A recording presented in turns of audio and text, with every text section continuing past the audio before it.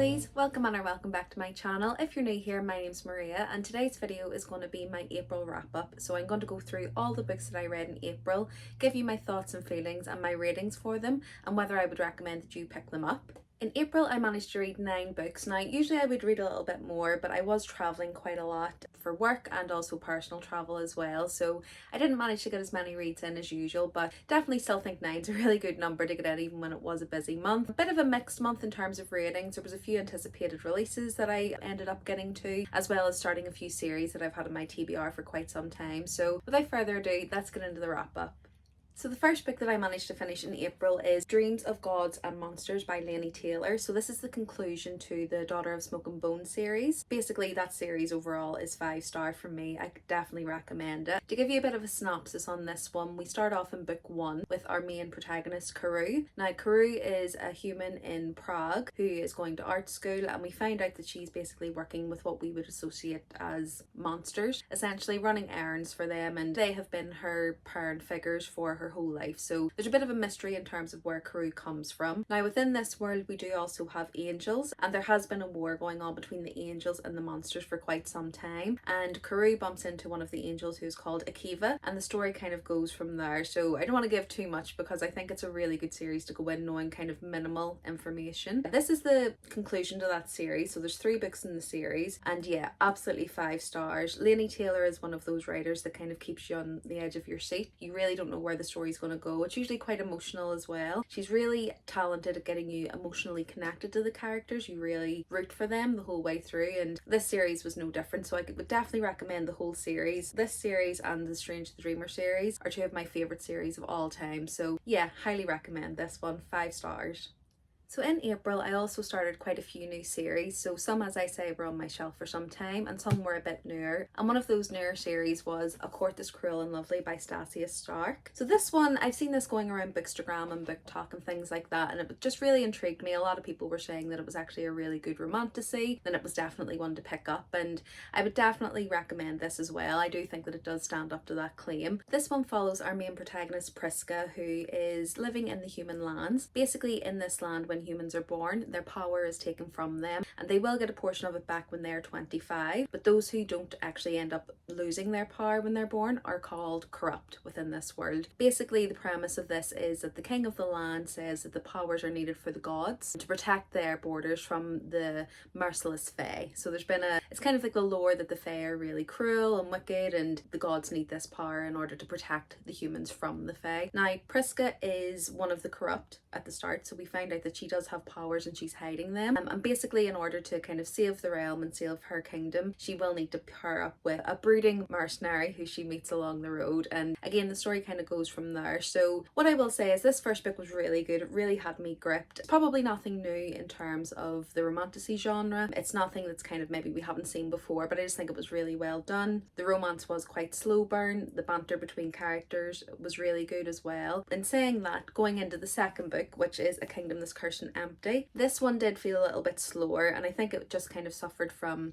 second book syndrome, where kind of the world building is done, the fast pace, you know, of the first book is kind of dying off. There is a little bit more plot development that's done in this book as well, so this is kind of a carrying the story forward. But I will say I have moved on to the third book this month and it does pick up again. But yeah, I'd say overall this series, if you're into romantasy, if you like that genre, it's definitely one to pick up. So I rated the first book 4 stars and the second book 3.5. 3.5 is still a really good rating, but it's just to kind of warn you that this one does slow down a little bit. But as I say, I have already started the third book and it does pick up again. So yeah, if you like romantasy, I definitely recommend this one.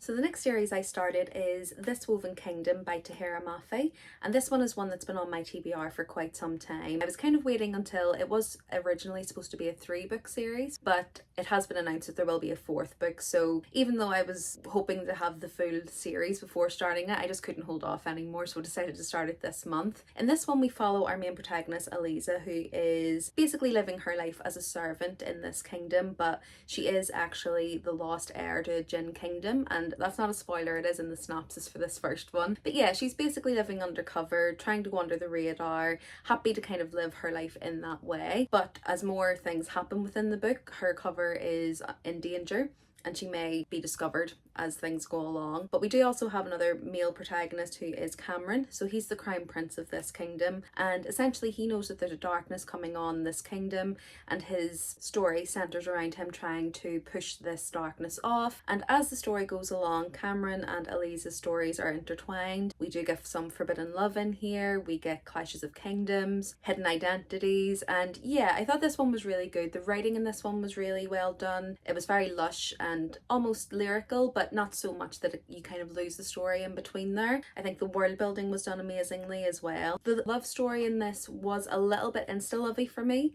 I'm hoping as the series goes on that may be explained as to why that was. However, at the moment, that's one of the reasons that I couldn't rate this a 5-star. I loved everything about it, but the insta-love element of it and kind of the depth of the relationship within this first one did kind of knock it down to that 4-star for me.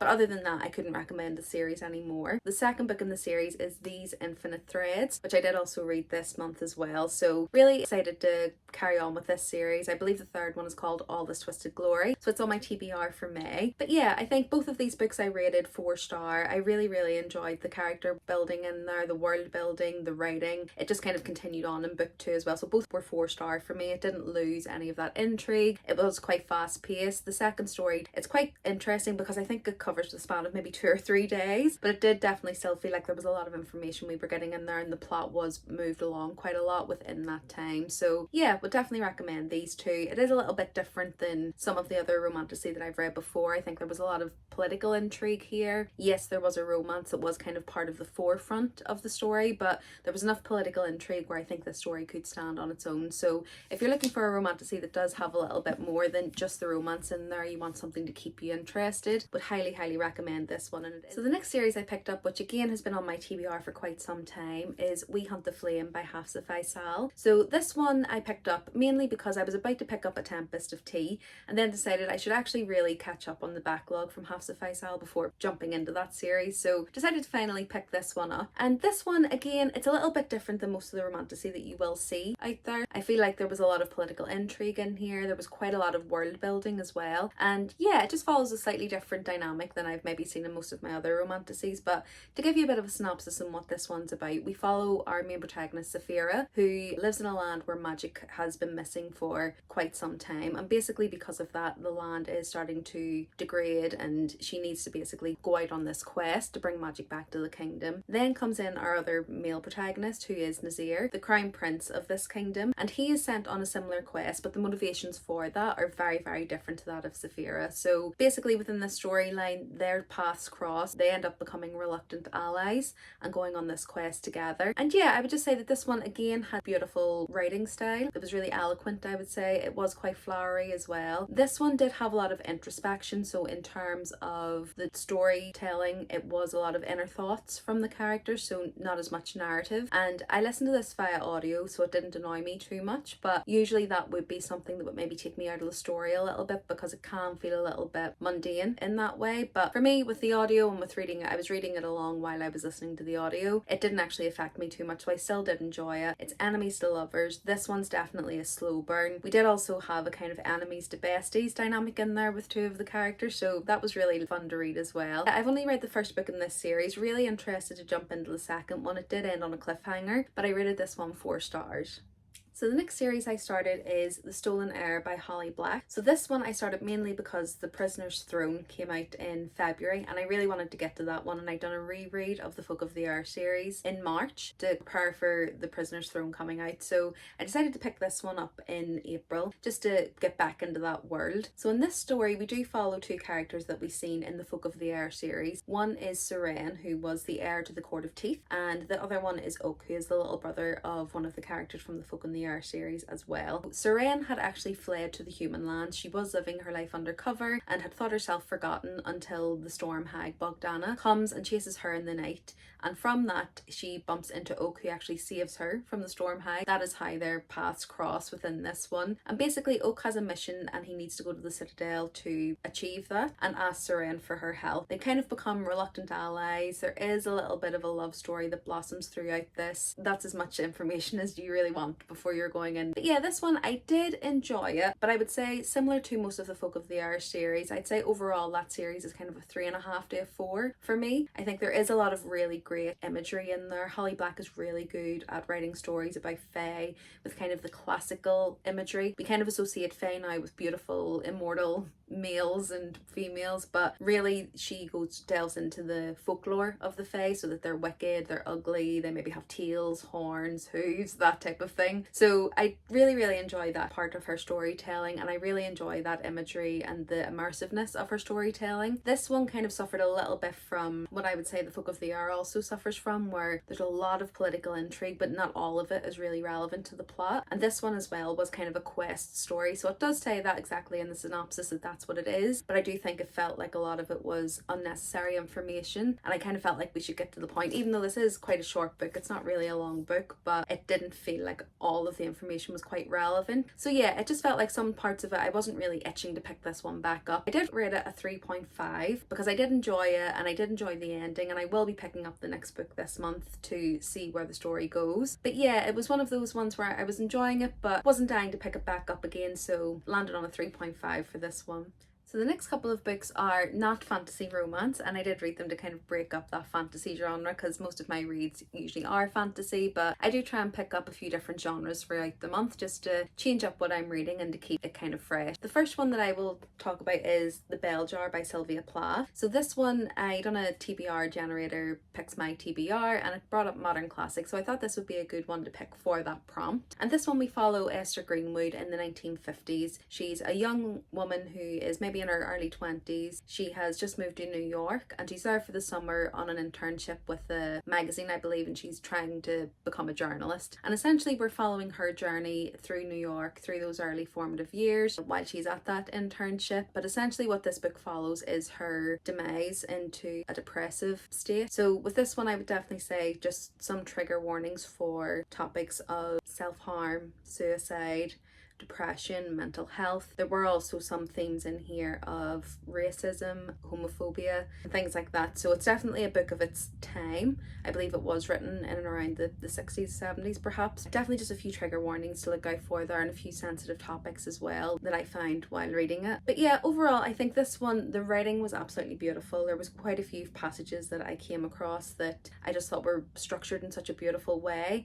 I believe Sylvia Plath's main literature is poetry, and you can really see that come across, and this is her only novel as far as I'm aware, but her poetry talent really came through and shone through in this one. So I did rate this one 4 stars, and it was mostly for that writing style, so I really loved the writing. So I may seek out some of her poetry just to have a quick read of it. I would say that this one, it gave me quite a disconcerting feeling after. I wasn't really sure how to feel about it, and especially when I read more about Plath's actual life. So it's definitely one to be mindful of going into if you're not feeling your best or you're feeling a little bit down, because this one certainly won't help that. But I do think it was quite an intriguing glimpse into how it can feel to enter into that depressive state. It almost felt like it was a diary entry for Sylvia Plath, even though she has written it, about a character, but I do think that this was very reflective as how she was feeling at the time and kind of her life. If you read a little bit about her life story, you will see how this reflects that. So yeah, 4 stars for the writing style,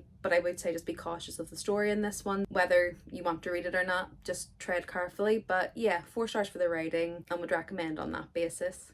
And then the last one I'm going to talk about is a contemporary romance. So this is The Fine Print by Lauren Aisher. So again, I've had this series on my TBR for quite some time. I do find contemporary romance is really good for breaking up some of those heavier reads that I usually have. And in this one we follow Rowan and Sahara. And basically Rowan is the heir to essentially what would be Disneyland. It's called Dreamland in this series, but it would essentially be Disneyland. His grandfather would be what we would probably call Walt Disney. And he has passed away at the start of the series. And in order for Rowan to get his share of the company, he has given it a task to improve the company profits in the creative sense, so making the rides better, making the movies better, and he has 6 months to do that to increase the turnover. And through that he meets Sahara, who initially was working as a makeup artist in the kind of the princess makeover department, and she actually submitted an idea to improve a ride, and that's how she gets pulled into the creative director's team essentially to improve the park. So we kind of follow their story along. They're kind of, I mean, you would call it enemies to lovers, but it's really just a